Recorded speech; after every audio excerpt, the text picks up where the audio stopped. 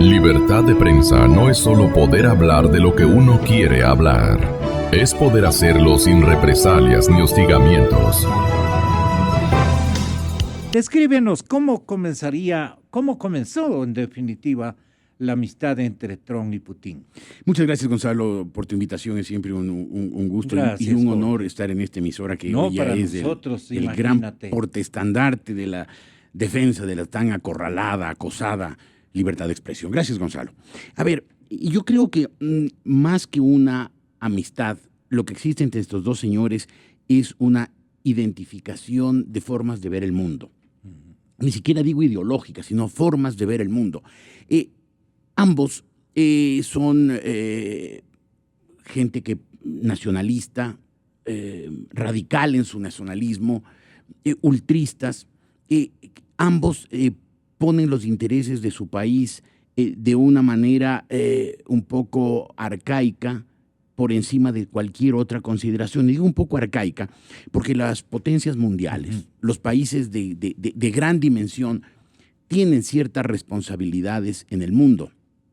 Esa posición hegemónica o de supremacía les compromete y les obliga a algo. De hecho, los países industrializados ricos, las potencias capitalistas más avanzadas, dedican una parte de sus ingresos, de su Producto Interno Bruto, a la ayuda al desarrollo. Esta es prácticamente una obligación que ha ido surgiendo con los años. Pues yo creo que tanto el señor Putin como el señor Trump consideran que, como está hoy organizado el mundo, las instituciones que están en el mundo perjudican las respectivas visiones que ellos tienen en sus países. Concretamente, los Estados Unidos consideran que ellos se han cargado de responsabilidades excesivas en el funcionamiento del mundo, que los americanos aportan seguridad, aportan defensa, aportan asistencia al desarrollo a un montón de países a unos costos que al señor Trump evidentemente le parecen excesivos. En la historia de los Estados Unidos y muy singularmente en el siglo XX ha habido una marcada tendencia al aislacionismo. De hecho, cuando terminó la Primera Guerra Mundial hace 100 años, en 1918, lo único que se preocuparon los americanos es de retirar rápido sus tropas de Europa y replegarse a los Estados Unidos, porque internamente en los Estados Unidos había una crisis. Sobre todo una demanda de que ¿qué tenemos que estar nosotros resolviendo guerras europeas? Que se las arreglen ellos. Pero tuvieron que intervinieron desde 1917, durante 1 año y medio, pelearon en Europa, ganaron la guerra y se replegaron.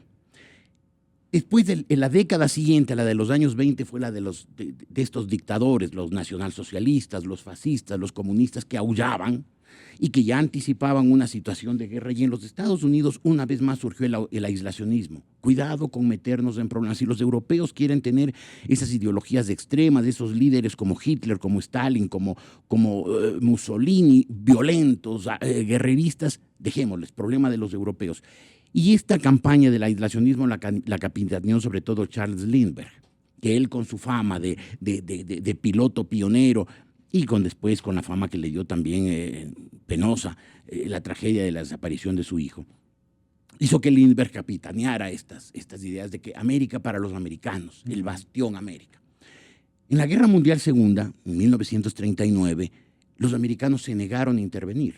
El presidente Roosevelt tenía claro que había un peligro muy grave de que los nazis y los fascistas ganaran la guerra y trató de que su pueblo participara, pero los Estados Unidos había una tendencia tan marcada al aislacionismo que los Estados Unidos recién intervinieron en la guerra 26 meses después de iniciada, en diciembre del año 41, cuando fueron atacados por los japoneses en Pearl Harbor. Entonces, esa tendencia al aislacionismo es muy marcada en los Estados Unidos. Hoy, cuando los Estados Unidos tienen presencia en el mundo entero, tienen bases militares, tienen guarniciones y tienen organizaciones dedicadas a la ayuda, al apoyo, a la asistencia, a la cooperación. Trump está convencido de que los Estados Unidos gastan demasiado en eso, y concretamente en el tema defensa. Dice, estamos dándole un paraguas nuclear a Europa. Estamos protegiendo a países como Alemania, como Francia, como Inglaterra, como toda Europa occidental, sin que ellos, los europeos, gasten suficientemente en defensa. Estos países europeos se defienden básicamente ¿de quién? De los rusos. porque sienten que los rusos son el peligro, porque es un país europeo también, con fronteras inmensas y que ha tenido a lo largo de su historia cierta voracidad, cierta agresividad, ha sido un país expansionista.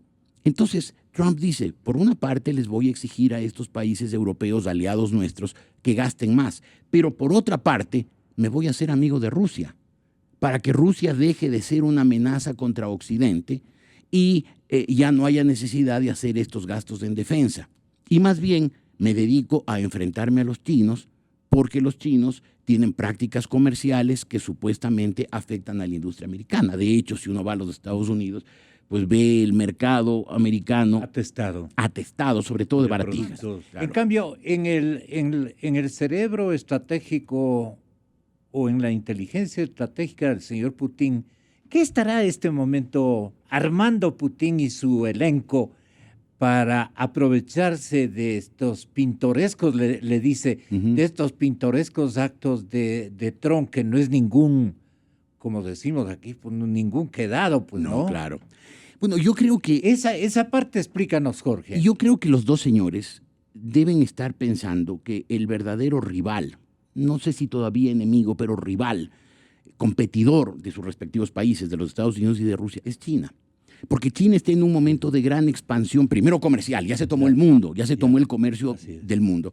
Pero además, su expansión empieza a verse en el mar de la China suroccidental como una expansión también geopolítica y estratégica. En el mar suroccidental, de la China suroccidental está construyendo unas islas artificiales, al respecto de las cuales quiere llegar a tener 200 millas de mar territorial en torno a cada uno, con lo cual llegaría a tener el 75% de las aguas del mar suroccidental, con lo cual podría ahogar por lo pronto al Japón y a Corea del Sur, cuyos abastecimientos de petróleo van necesariamente por ahí, de petróleo y gas van necesariamente por ahí y quedarían bajo el control o la supervisión de China. Japón es enorme. Enorme. Claro. Y por eso el primer ministro japonés, el señor Shinzo Abe, al día siguiente o subsiguiente de la elección de Trump, se fue a Nueva York para reunirse con él. Pero la falta de un anuncio concreto al final de la reunión de Trump y Abe demostró que, aparte de las sutilezas, generalidades de siempre, pues demostró que no habían llegado a ningún acuerdo, que el Japón lo que decía es no podemos permitir que usted retire su paraguas nuclear sobre el Japón, tiene que seguir protegiéndolo, y evidentemente el señor Trump le dijo que no. Entonces, Rusia y los Estados Unidos, o por lo menos el señor Trump y el señor Putin, ven a la China como el verdadero rival. Y seguramente la conversación de ellos a través de terceros, que ya deben haber conversado a su manera. A través de terceros. Sí. A través de terceros. Claro. Y seguramente el mensaje es, ustedes americanos tienen que desatar una guerra, pero una guerra comercial, una guerra de tarifas y de aranceles contra China. Olvídense de nosotros, los rusos, nosotros no somos expansionistas y ya no tenemos imperio. No somos competencia. De hecho, si uno ve las cifras de la economía, la economía rusa tiene un Producto Interno Bruto nominal de 2,1 millones de dólares, 2,1. La economía norteamericana es 16,7 millones de millones. ¿Y la China? Es decir, estamos hablando de 8 veces más.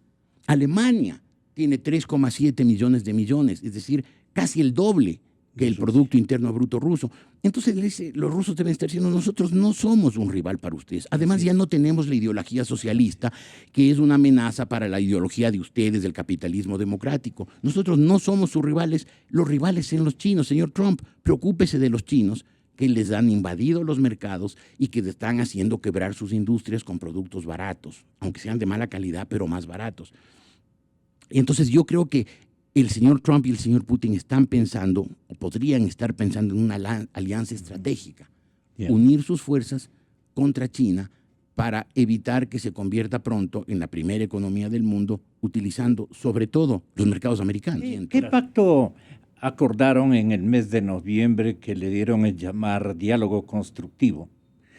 Creo que no hubo ningún pacto. Yeah. Yo creo que simplemente en los mensajes que intercambiaron tras la elección del señor Trump el 8 de noviembre, los gobiernos de los dos países y los dos líderes hablaron de una futura cooperación.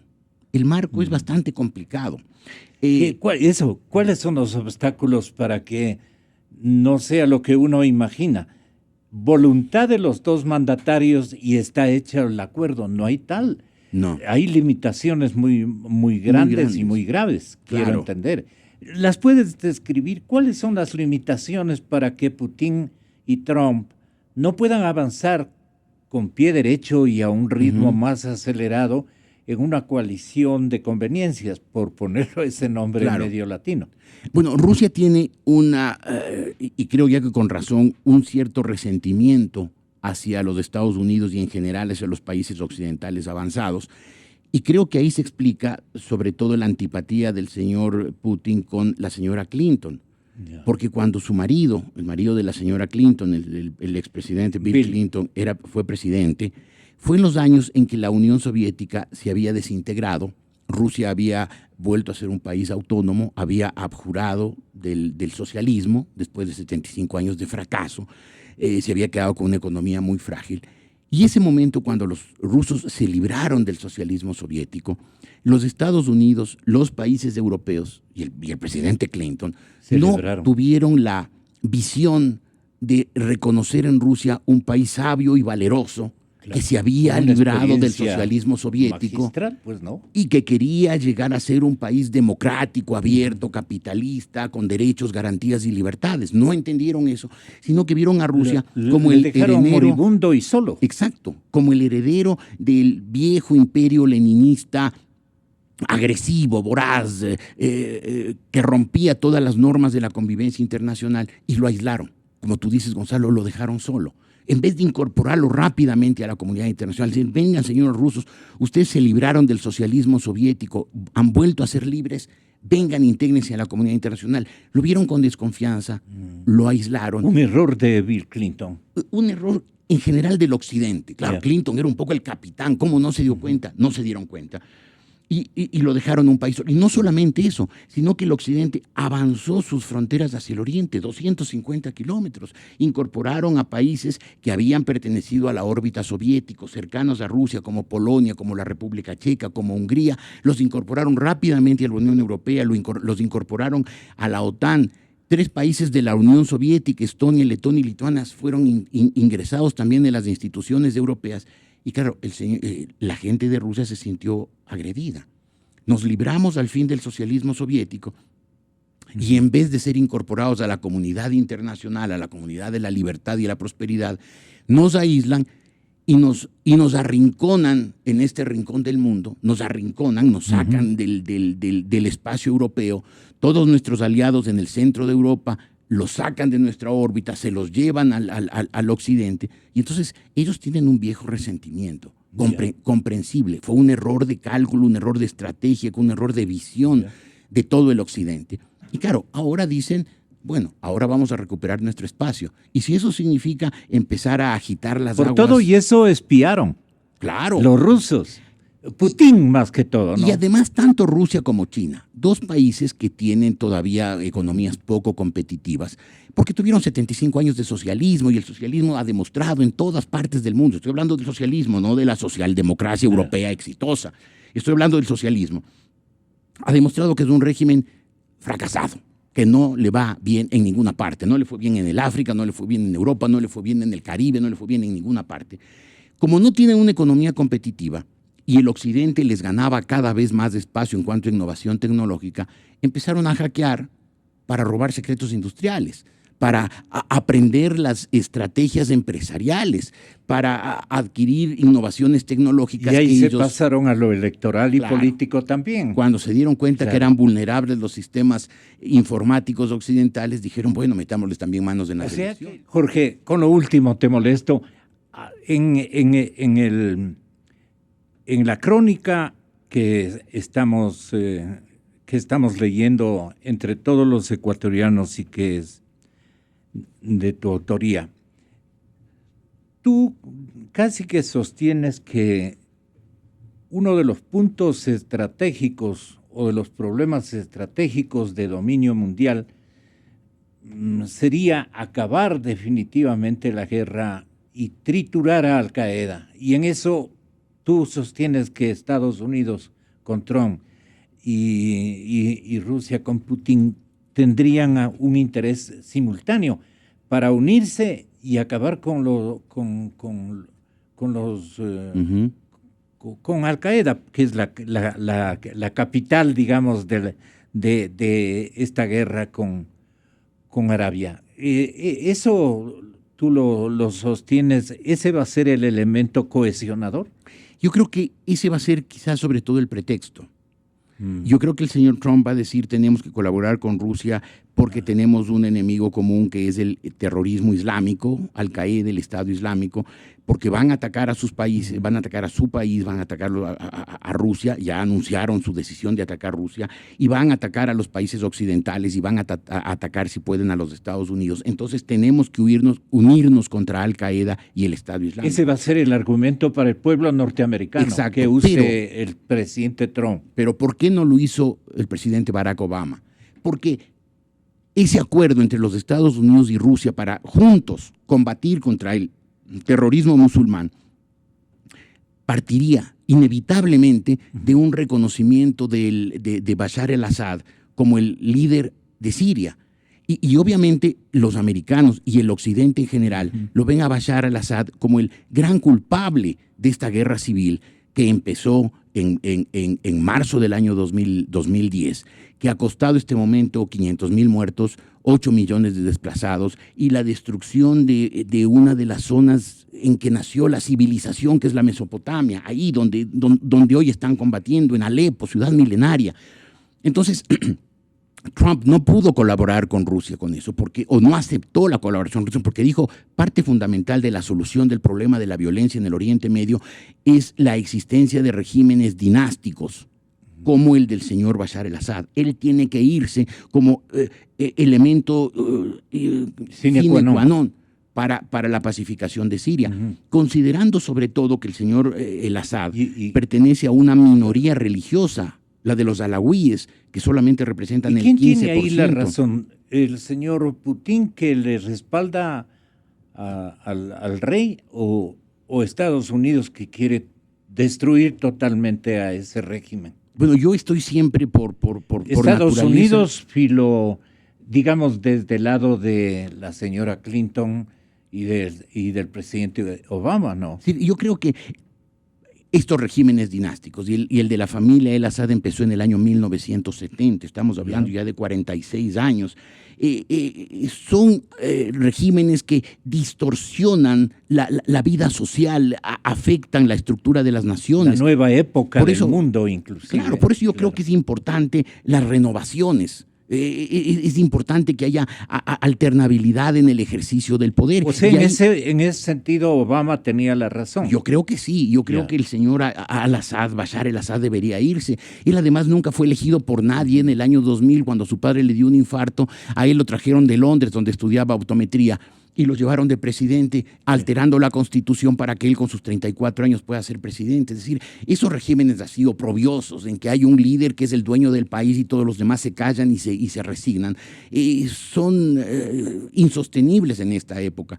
Entonces, Rusia, en cambio, sabe que la presencia de Bashar al-Assad les daría a ellos, a los rusos, posiciones estratégicas significativas por la ubicación de Siria. Siria tiene una salida al Mediterráneo oriental, que siempre ha sido una obsesión de Rusia desde los tiempos de Pedro el Grande y de Catalina la Grande. ¿Qué verán en ese ángulo del planeta? La posibilidad de tener una base naval en el Mediterráneo, nada menos. Pedro el Grande es reconocido como el gran gestor de Rusia, porque él creó la ciudad de San Petersburgo, con lo cual Rusia tuvo un acceso a los mares del norte, mares fríos. Después Catalina la Grande es visto como la gran gobernante, la gran estadista, la déspota ilustrada más brillante, porque ella, cuando se tomó la península de Crimea, le dio salida a Rusia a mares de aguas calientes, le dio salida al Mar Rojo. El remate para Rusia sería tener una base en el Mediterráneo y tener acceso a mares a puertos que funcionan 365 días al año.